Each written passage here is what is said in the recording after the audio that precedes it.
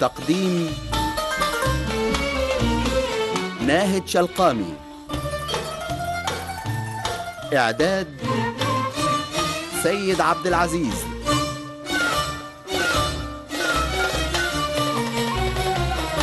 أعزائي المستمعين، تحياتنا ليكم وأهلا بيكم معنا، والحلقة رقم 3 ونجمك نجمي. مخرج حلقتنا خالد أباظة. من خلال اختياراتكم ومشاركتكم معنا على صفحة البرنامج نجمك نجمي على الفيس، نجمة حلقتنا النهاردة الفنانة وردة الجزائرية. في البداية هنشكر الإذاعية نجوى الطوبي اللي استعنا ببعض من تسجيلاتها أثناء الحلقة. معاكم هنبدأ مع صوت أهم فنانة شاملة ظهرت في تاريخ الفن العربي ولقبت بأميرة الطرب العربي، وردة.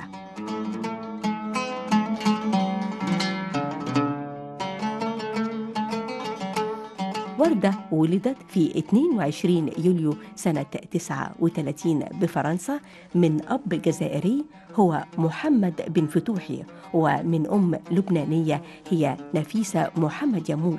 وعن طفولتها تروي لنا وردة.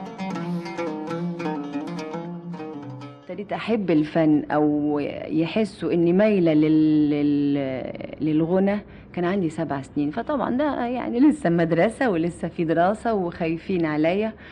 يعني وصلت البكالوريوس الأولاني كان أيامها لازم الاثنين، فخلاص قال بابا خلاص دي مش مفيش فايدة، نخليها تغني تكمل دراستها، انما تغني مثلا تسجل غنوة تغني في الإذاعة، يعني برضو بيبقى محدود، عارفة، لأن مش عايزين أبقى فنانة يعني. فابتديت أغني أول غنوة كان اسمها ظلموني حبايبي، كان عندي 11 سنة. كنت بروح المدرسة وأسجل أسطوانات.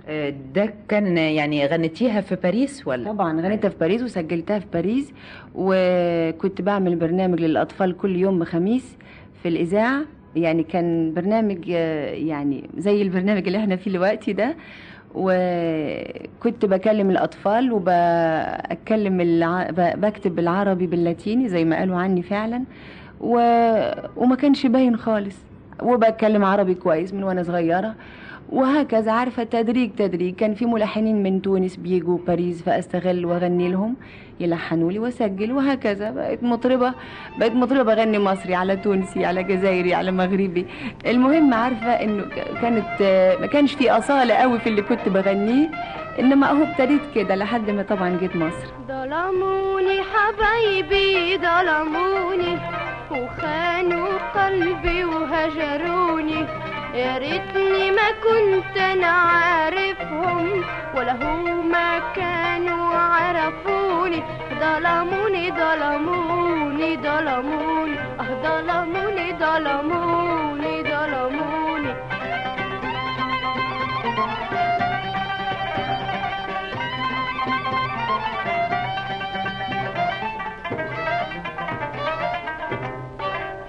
ظلموني وقالوا مني حبيتهم وبعدوا عني.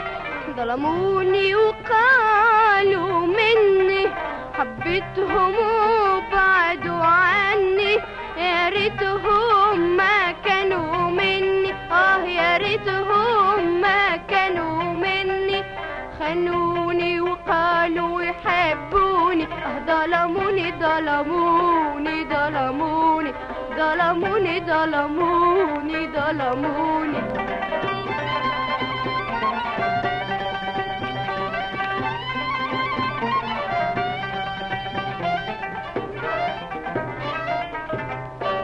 يلي ظلمت اللي منك، اللي ما كان يبعد عنك، يلي ظلمت اللي منك، اللي ما كان يبعد عنك. ألمت الناس لاموني طلبوك يا ما فهموني، ألمت الناس لاموني طلبوك يا ما فهموني. ظلموني ظلموني ظلموني ظلموني ظلموني ظلموني ظلموني حبايبي ظلموني وخانوا قلبي وهجروني، يا ريتني ما كنت انا عارفهم ولا هما كانوا يعرفوني. ظلموني ظلموني ظلموني ظلموني ظلموني ظلموني. سجلت وردة عدة أعمال بفرنسا وكان عمرها 11 سنة، منها ظلموني حبايبي ويا حبيب القلب اللي هنسمعها معاكم دلوقتي.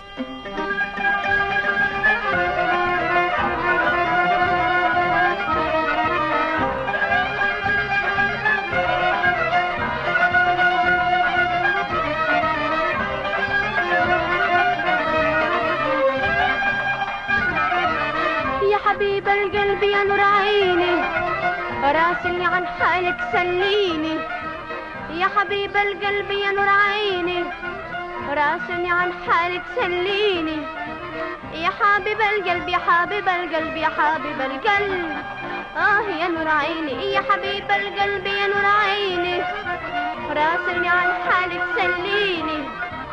يا حبيب القلب يا نور عيني راسلني عن حالك سليني. يا حبيب القلب يا حبيب القلب يا حبيب القلب يا نور عيني.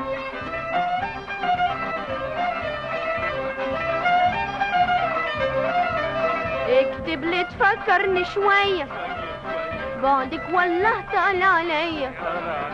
اكتب لي تفكرني شوية بعدك والله طال عليا. خليني على بالك فؤادي يصفالك والحب يحلالك طول الغياب. خليني على بالك فؤادي يصفالك والحب يحلالك طول الغياب. يا حبيب القلب يا حبيب القلب يا حبيب القلب يا حبيب القلب يا حبيب القلب يا نور عيني. يا حبيب القلب يا نور عيني راسلني عن حالك سليني. يا حبيب القلب يا نور عيني راسلني عن حالك سليني.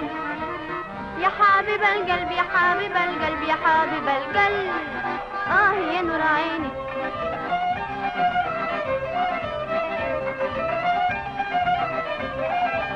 اكتب لي يا نور عينيا احكي لي يا عزيز عليا.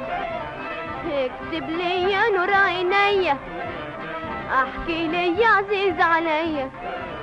استنى جواباتك مع سوراتك تحكي لي حياتك طول البيعاد. استنى جواباتك مع سوراتك تحكي لي حياتك طول البيعاد. يا حبيب القلب يا حبيب القلب يا حبيب القلب يا حبيب القلب يا حبيب القلب يا نور عيني. يا حبيب القلب يا نور عيني راسلني عن حالك سليني.